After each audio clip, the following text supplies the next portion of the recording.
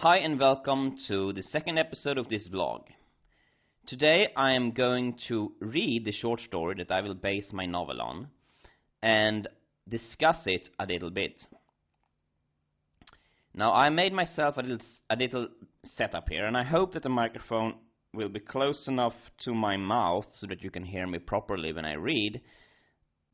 Oh, and before I start reading I should probably turn on some scary music. There you go.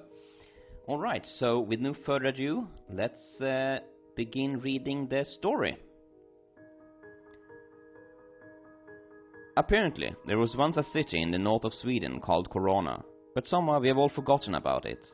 I'm a police officer working in Kalix, a municipality close to where the lost city of Korona is supposed to have been.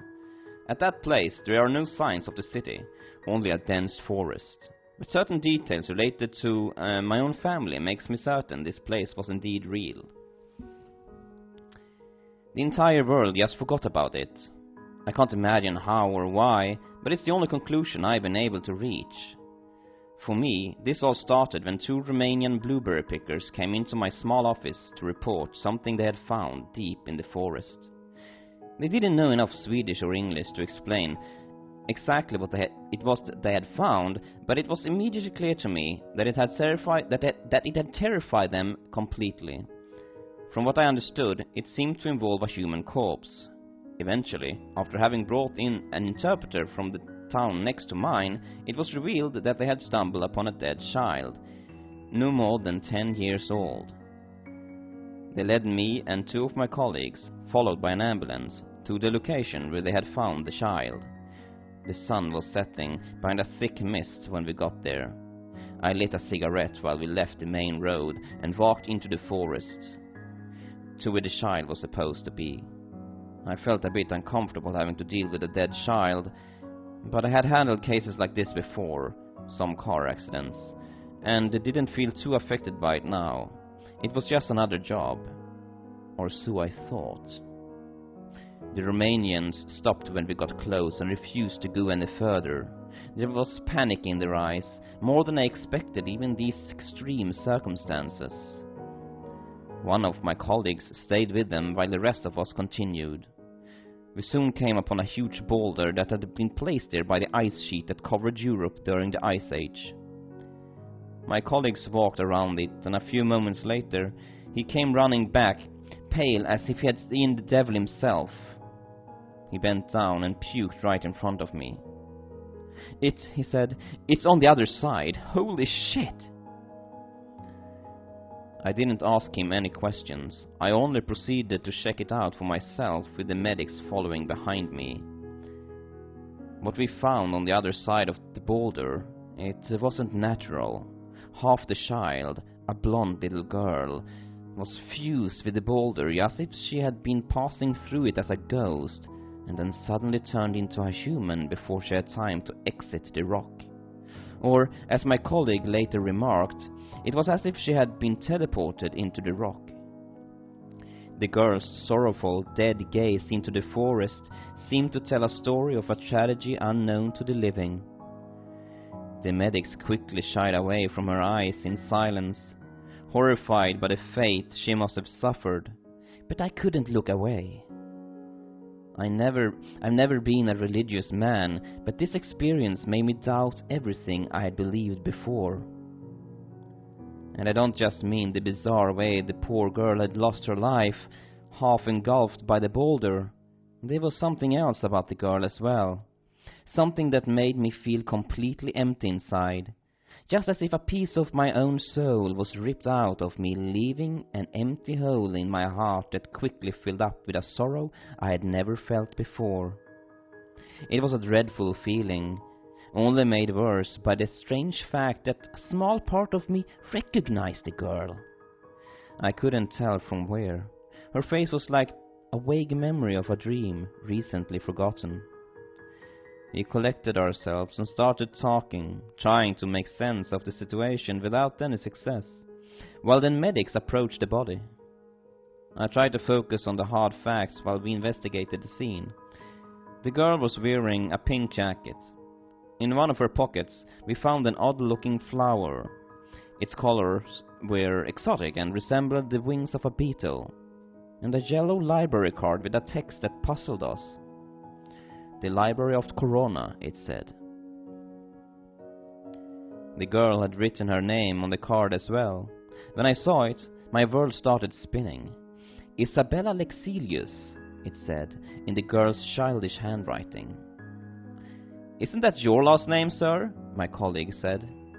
It is. I didn't know what to say or think. "Well, do you know her?" I don't know. No, I've never seen her before in my entire life. It must be a coincidence." "That's a pretty big coincidence, sir." I didn't respond to that. "There's something on the ground as well," one of the medics said. On the blood-stained moss beneath the girl, there was a notebook. It must have fallen out of her hand, the one that was hanging limply above the book. I picked it up and opened it. The pages were covered with small text, written with a different handwriting than the girl's. "Sir," one of the medics said, "we will have to bring in some tools to cut her down." Yes," I said absently. "There's one more thing," the medic said. I put the book in a plastic evidence bag. "What?" "There's too much blood." The medic pointed at the ground. "What do you mean there's too much blood?" I asked. "Beneath the boulder, sir," the medic explained. "It's impossible for all that blood to come from a child." A moment of silence, and then I said, Well, we have to come back here with better tools." A day later, we successfully removed the upper body of the girl and brought it back to the morgue where it was examined. We also tried to lift the boulder with the help of a crane, but it wouldn't budge. Instead, we dug a hole under it, but we didn't find any new body parts. All we could do this day was to sample as much of the blood as possible. During the examination of the body, I read the notebook. It contained the story of the city of Korona. I was convinced it was fiction, a deranged story written by the man I thought must have killed the girl, until a few weeks ago when the forensic lab called me. I still have a hard time believing it, but they told me there is no other way. They had tested the DNA of the girl and compared it to mine because of her last name. It was my idea, since I didn't want anyone to suspect anything. We didn't think it would reveal anything, but it did. The 10 or so years old girl, Isabella, was my daughter. I was sure it wasn't possible. 10 years earlier, I lived with my ex-wife, and I never cheated on her and certainly didn't have any children with her. We stayed together for 5 more years, so I would have known if she had a baby during that time. And yet, there was nothing wrong with the test. Below is a transcript of the notebook. I've typed it out here in the hopes that someone will remember the city of Korona, or someone who might have lived in it. Please contact me if you have any information. This is what was inside the notebook.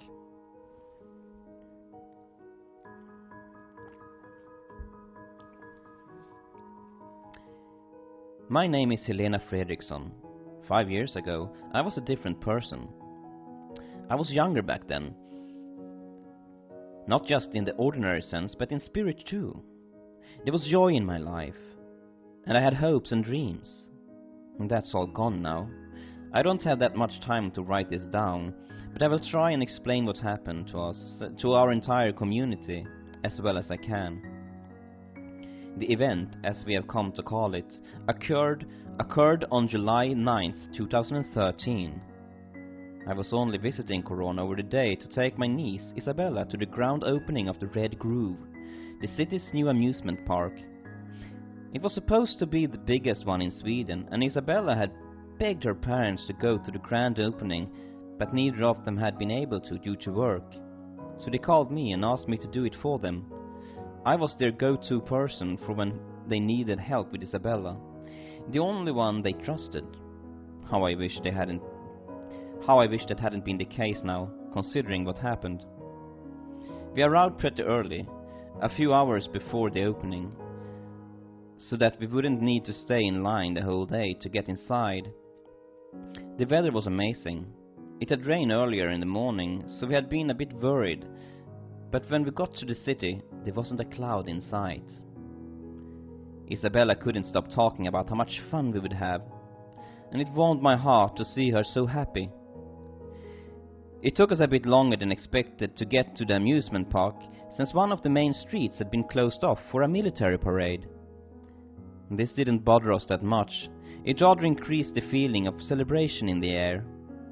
To avoid the parade, we had to take a bus to the city center, the Freya Square, and from there we had to take the subway to the yellow neutral business cluster, the tallest skyscrapers in Sweden.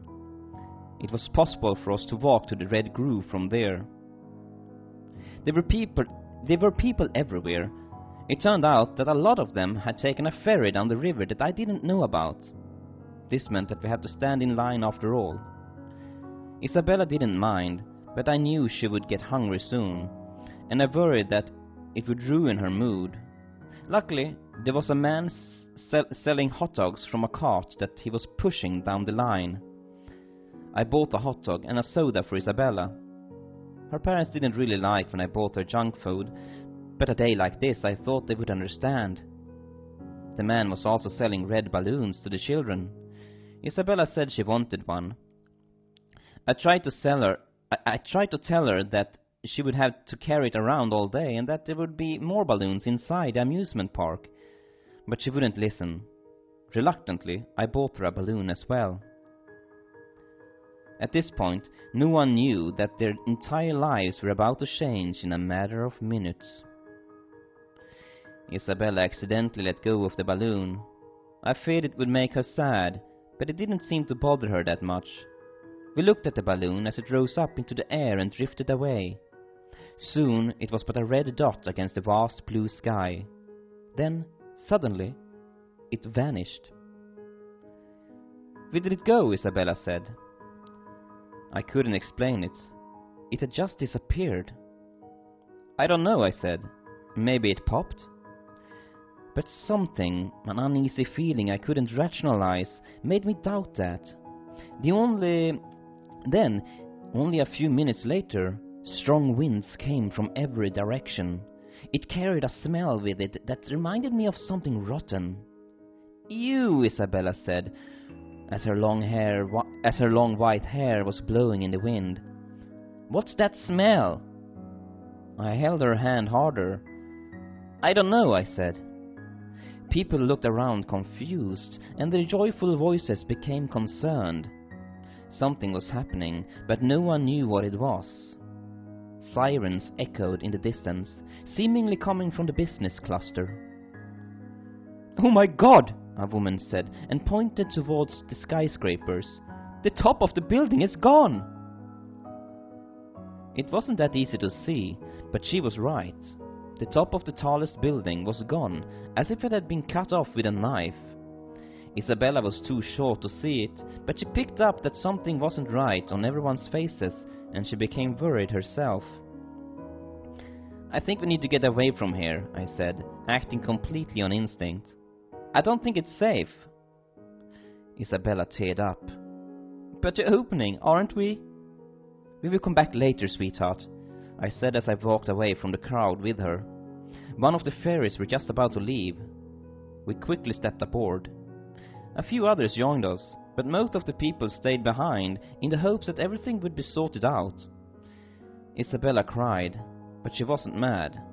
As the ferry slowly drove away from the riverside promenade, a commotion of some kind erupted among the crowd back on land.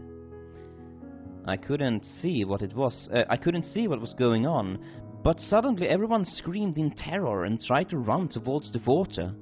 They were clearly escaping from something, but I couldn't see what it was. All I saw was people stepping on each other while they tried to jump into the river and swim away. It was a horrible sight, and I'm glad Isabella wasn't tall enough to see over the railing. Next, the sirens from the emergency alert system began blasting its eerie sound of imminent catastrophe. Everyone asked questions and no one had any answers to. Most people I heard thought we were under attack, either by terrorists or by the Russians. I picked up my phone to call my sister, but there was no signal. I tried with Isabella's phone as well, without any luck. I soon discovered that no one had any signal. At the sides of the river that passed through the city, people were looking out of their windows trying to get a glimpse of what was going on, but the only thing they could see that was out of the ordinary was the cut-off building in the yellow neutral business cluster. "Look," Isabella said, and pointed at the sky. "I've never seen such a big bird before." An enormous bird-like creature soared high above us. It was pitch black. Although it was impossible to say for sure, it seemed to be just as confused about seeing us as we were seeing it. It circled the city center a few times, and then flew away again. The sight of the giant bird, or whatever it truly was, turned our anxious confusion into terror. We still didn't know what had happened, but now we knew it didn't have anything to do with terrorists or some foreign power. This was something else, something impossible to believe, and yet at the same time impossible to deny. The ferry led us off a bit further down the river, close to the Freya Square. People seemed to be in a state of panic, although no one knew what was wrong. Some were packing their cars to escape the city, others were running somewhere, perhaps to their loved ones, but most people clustered around police officers, city workers, or military personnel from the parade to try and get some information. But they only got the same answer over and over again, yelled at them so that it could be heard over the sirens from the emergency alert system, that nothing was known and that they needed to return to their homes and listen to the radio for more information. How are we supposed to listen to the radio when the power is out? The voice came from an old woman. Look around, there's no power. She was right. Go home and close your windows and wait for the power to come back, a policeman said. We don't know what is going on, but the safest thing to do is to follow the procedure. He was interrupted by something happening a few meters away. The first person who had tried to leave the city, a man on a loud motorcycle, had come back. I was carrying Isabella, comforting her at the same time as I tried to hear what the man on the bike was trying to tell us. I pushed through to get closer to him. He walked to the center of the square and climbed up on the foot of the statue of Freya. Few people believed him, but everyone that had seen the creature in the sky had no doubt he was telling the truth, however impossible it seemed. There's no way out, the man yelled. The main road cuts off at the edge of the city and there's only jungle. I can't explain it, I'm sorry, but it's true. We are surrounded by a dense, thick jungle and there's no way around it. Then it's true, a policeman whispered to himself next to me. For the love of God, it was all true. I asked him what he meant. First, he didn't want to acknowledge my question, but when he saw my confusion and tears in my niece's innocent eyes, he turned to me and said quietly, Before we lost contact with the helicopter that was surveilling the parade, the pilot said something that simply didn't make sense. He was crashing. Something had cut off his rotor blades. And he said that it all had changed somehow. The view had changed. Before he hit the ground, he yelled that he had seen a jungle to the west and an ocean to the east. More and more reports came in, and even though it was impossible to tell rumors from facts, they were all telling the same story. The entire world around the city had been replaced in an instant. The city was the same, but the sky above it wasn't. Eventually, the screaming silence went silent. The cars stopped beeping their horns, and the cacophony of voices died out. An uncanny silence fell over the city. The feeling was beyond unreal. I didn't know what any of this meant. I tried to explain it to my niece, but she was only 5 years old, and she couldn't understand.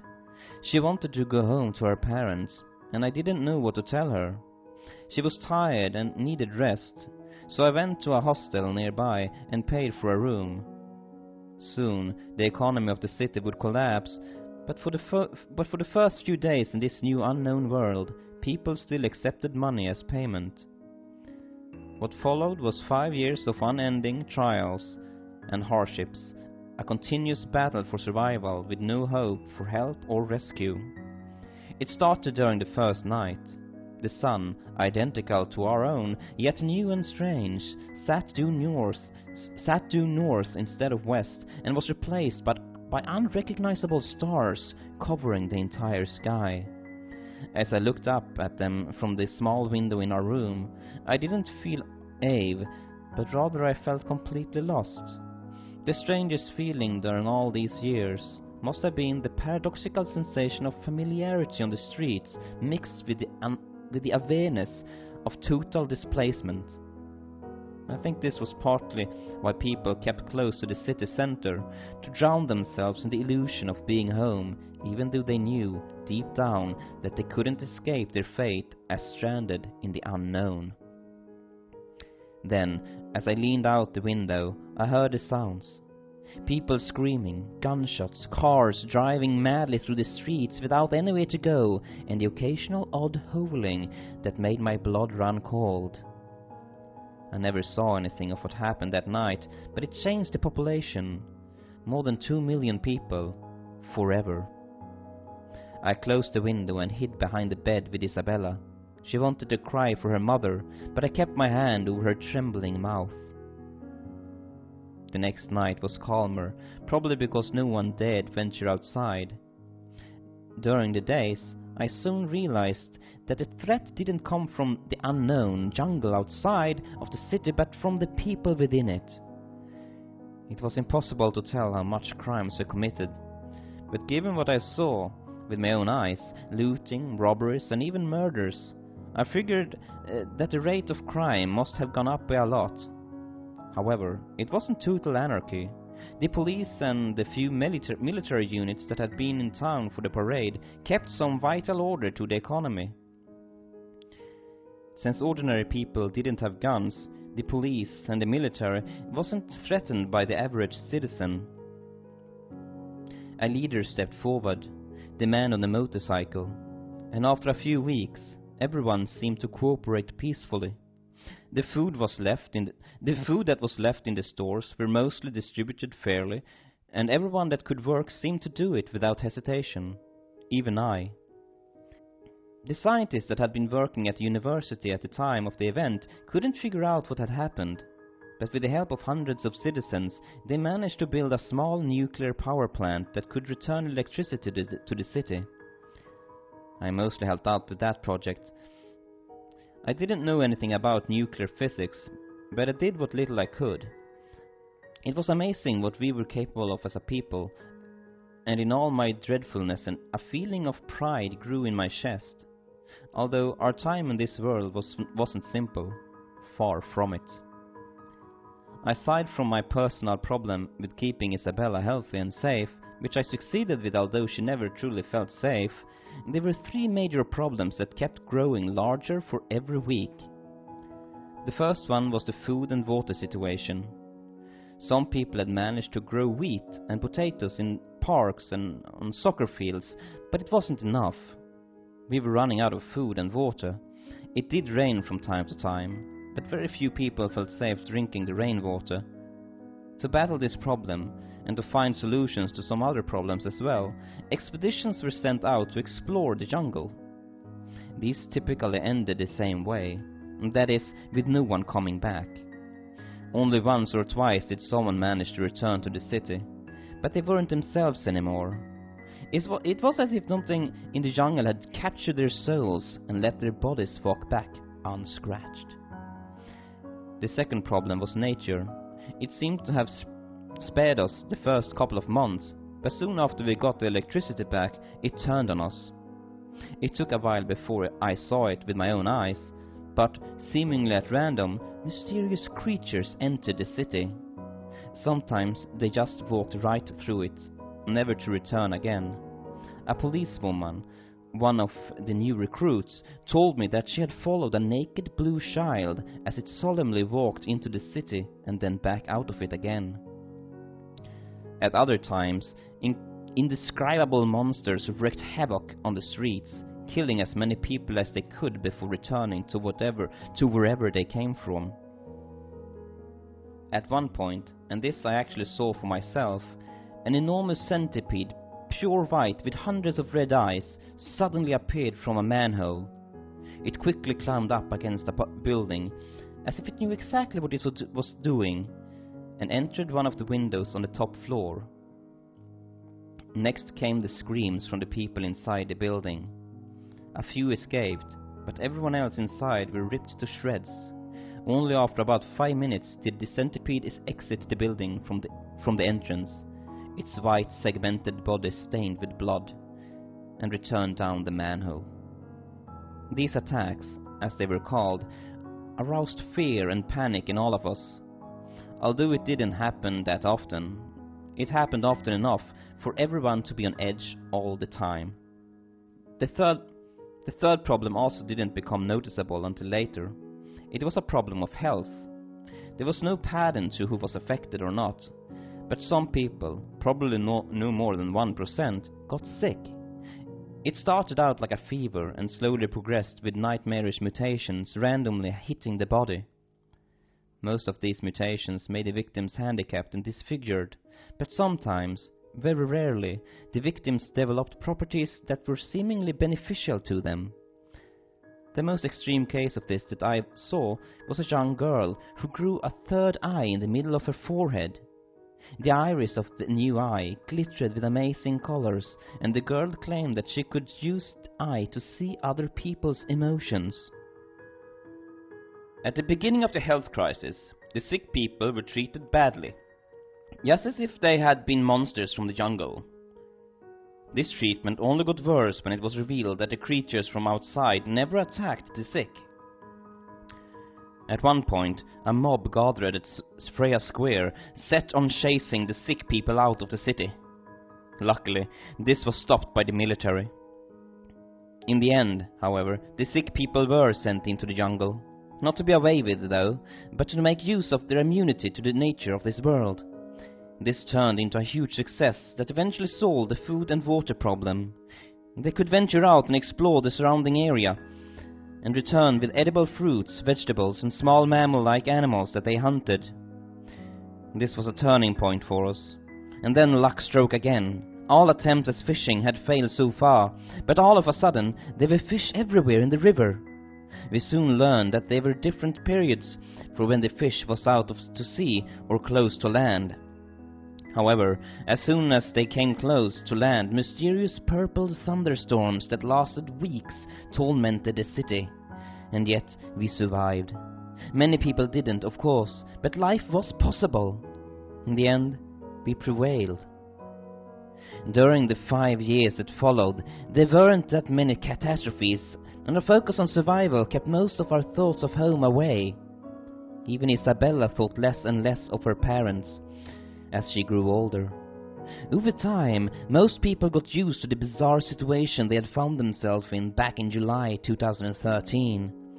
Many people did commit suicide, yes, but most people choose to live on in this unknown land. 2 events, however, changed things. First, it was what happened to a planned expedition at sea. Hundreds of people, mostly men, decided to venture out into the ocean with one of the luxury cruisers that had been moored next to the city. And this was going to be a great adventure, and perhaps a way to find some answers to where we had ended up. It inspired all of us. Thousands of people, Isabella and I included, had gathered to watch as the huge boat slowly sailed out. It all felt similar to that day 5 years earlier when we had waited for the amusement park to open. We all stared at the horizon while the boat, named Birdo Espero, turned into a small dot against the setting sun.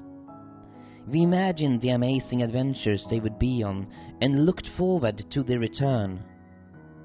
But then something that must have been larger than anything we had seen so far came out of the water and swallowed Berto the Espero whole. Some people screamed and others cried. This was a hard blow to the city. Just knowing that a being like that, a being able to eat an entire luxury cruiser in one bite, could exist, deprived many people their hopes of a future. The next event was different. It was a miracle, to say the least. It happened only a month after the destruction of Verde Espero. A military guard, a young man who had only been 15 at the time of our disappearance from Earth, discovered that when he stood at a certain place at Freya Square, he could tune into a specific radio station from our old world. The station's name was Synthwave Mix, and dedicated most of its broadcasting to that kind of music. Hope returned immediately, but this time the hope was different from the one we had spent 5 years building up within ourselves. This was the hope of seeing our loved ones again, the hope to return home. The people at the university investigated the area to try and determine where the radio signals were coming from. They didn't have much success, but soon realized that they emanated from the ground beneath Freya Square. While the area was investigated by the scientists, ordinary people showed up en masse. They all had radios of different kinds with them, like children carrying stuffed animals to feel safe, hoping to tune in to Synthwave Mix and get a taste of their lost home. Of course, the area where the radio station could be heard was too small, and the police had to chase everyone away to give the scientists the room they needed. A few days later, though, the scientists placed a set of large speakers at the foot of the statue of Freya and connected them to the receiver they were using to listen in on the radio station. Day and night, the relaxed, somewhat melancholic synthetic music played non-stop to the entire city. People congregated around the statue. They even defied the dangers of the night. This became our city's new tradition, ending the day by going to the statue and sitting down around it, as if in prayer, became our pilgrimage. It wasn't exactly the music that drew people to the square, but rather its origin. Still, the electronic melodies soon turned into a symbol of all of our hopes and desires. From time to time, people got up and danced, sometimes while crying from a bittersweet joy difficult to explain. Although the thing that made us all go silent and become totally focused was when the host said something. Usually, they only spoke about the music they were broadcasting, completely unaware that an entire city of people were listening to them almost religiously. But on rare occasions, they talked about the world outside. At those times, it felt like our hearts collectively stopped in anticipation. Would they say something about us? About their efforts to figure out where we all had gone and how they would bring us back? But there was never any news about us, just as if they had already forgotten about us or never known about us at all. The tragic fate of the city of Korona never came up. Yet, we never lost faith. It took a long time, and now I'm getting closer to the present day. But eventually the scientists decided that it would be worthwhile digging a large hole right where the radio waves seemed to sip out of the ground. This was no easy task, and neither was it safe. The work took weeks. Again, we all helped. No one really knew what exactly we were looking for. We only knew that it was something. When we reached the bottom, where the rock was too hard to dig through, a mountain of dirt covered the entire square. Our efforts hadn't been in vain, we discovered. Right beneath the place where the radio waves had been picked up, there was a small hole in the bedrock. People were asked to back away from it while the scientists investigated it. First, they tried to measure how deep it was. This took some time, since it was hard to find a long enough rope. In the end, it was estimated to be about 700 meters deep. Next, some equipment was sent down tied to the end of the rope, and to everyone's surprise, Everything that was sent down was swallowed by the hole. Of course, no one knew where it went, but we all thought the same thing, that somehow it had returned home. It was a reasonable assumption, given that the only thing coming out from the hole, the radio waves, came from Earth. We all rejoiced in this discovery. More experiments were done, and although some questions remained unanswered, the consensus, even among the scientists, was that the hole really was a portal back to our own world. There were two large problems that needed to be solved, though. The first was the safety. Every time something tied to the rope disappeared at the bottom of the hole, the rope was cut off, just like the skyscraper 5 years earlier. This meant that it was possible that whoever entered the hole would be cut off as well. However, this problem was solved pretty soon. By tying a camera to the rope, connected to a screen above ground, it was discovered that the rope was only cut off when pulled back. As long as it wasn't pulled back, the screen still received signals from the camera. And the camera never recorded anything other than darkness on what was assumed to be the other side, but since it continued to work until the rope was pulled back, this didn't seem to be such a big problem. After all, some technical issues were expected under the circumstances. The second problem was that the hole was too small for anyone to fit into. Many attempts were made to widen the hole, but the bedrock seemed to be made out of a stronger material than any of our machines could tear into. This was extremely frustrating. It made us feel like we had reached the finish line, only to discover that we were unable to cross it. In the end, one of the scientists said she wanted to send her 10-year-old son down the hole.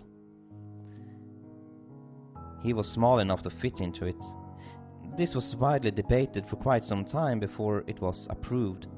The mother argued that the city of Korona was no place for her son, and that all the evidence suggested the hole was the only way home. The boy was brave. He knew he would probably never see his poor mother again, but still went through with it. He was given a walkie-talkie, and after a tear-filled goodbye to his mother, he was sent down the 700 meters deep pitch-black hole. He was instructed to radio in after he reached the other side, confirming he was safe. After the rope was pulled back, the mother waited and waited for her son to report. However, he never did. For weeks the mother sat at the edge of the hole, under merciless heat and under pouring rain, calling her son over and over again with her walkie-talkie. No one knew what, if anything, had gone wrong. Since no other radio waves had been picked up other than synthwave mix, it was possible that other radio waves simply couldn't enter into our world for some reason. Still, the authority deemed the hole too unsafe for anyone else to enter. This didn't change people's minds, though. The hole represented the only true hope we had felt in years. And given all the horrible things in our world that could destroy us at any moment as easily as it is for us to blow out a candle, the small risk of going through the hole seemed to be more than acceptable. The hole was guarded by the police, but most of the police shared the city's collective opinion that the hole was the only way out. Not for any of the adults, but for our children. And now I'm sitting here, in the room I paid for 5 years ago, writing this down. During the last few weeks, many parents have been sending their children down the hole at night. This world is truly no place for them. Although they could survive, they deserve better. Hence, like many others, I have decided to send Isabella home.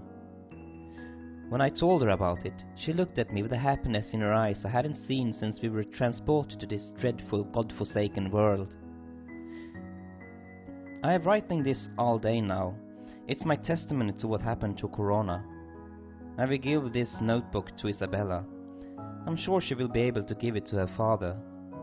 Somehow, I knew it in my heart that she will find her way home to her parents.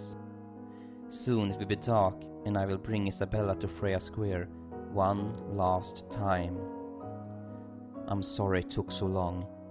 Helena. Okay, so that was the story. and I'm sorry that my narration wasn't perfect and that my English wasn't perfect, but I hope you could still understand what the story was about. So my biggest problem right now with this story is that it kind of reads like a summary of what happened during these 5 years. And while that might work in the form as a short story, especially on No Sleep, I'm not so sure if it will work in a novel. So my greatest challenge right now, I think, is to expand the novel in such a way so that it doesn't feel like just a bunch of random scenes being described. I want it to flow better. I want it to be more I want the parts to be better connected to each other. So that is what I have been thinking about since my last episode, and I have been plotting a little bit to try and figure it out, how to solve it. But so far that is still what I'm working with.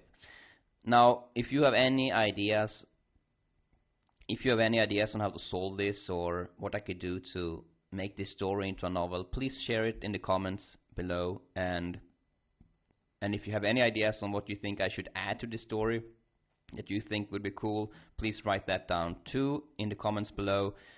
Any and all ideas are welcomed and appreciated. Okay, so that said, I will conclude this video by saying thank you for watching, and I would also be very happy if you subscribe to my channel, and don't forget to click the bell button if you want to get notifications when new videos comes out. Thank you again.